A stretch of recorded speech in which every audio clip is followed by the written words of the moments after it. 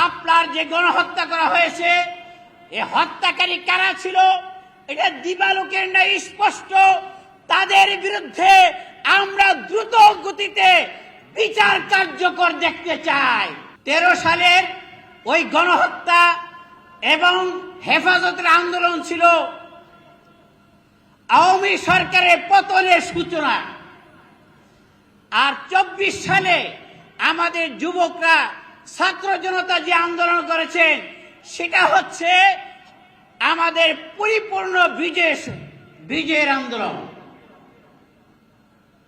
যদি যেমনি ভাবে 1947 সালে যদি পাকিস্তান না হতো 71-এ বাংলাদেশ হতো না, ঠিক তদ্রূপ ভাবে 13 সালে যদি হেফাজতের উলামায়ে কেরাম রাজপথে না নেমে আসে 24 সালে ফ্যাসিস্টের পতন হতো না।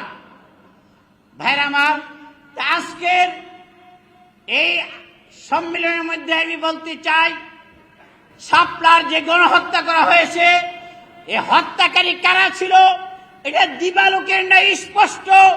তাদের বিরুদ্ধে আমরা দ্রুত গতিতে বিচার কার্যকর দেখতে চাই।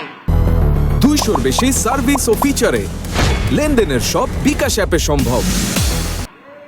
সরকারের পতনের পরও প্রায় 2 বছর অতিবাহিত হয়ে গেছে, এখনো তেমন শাপলা হত্যাকাণ্ডের বিচার হয় নাই।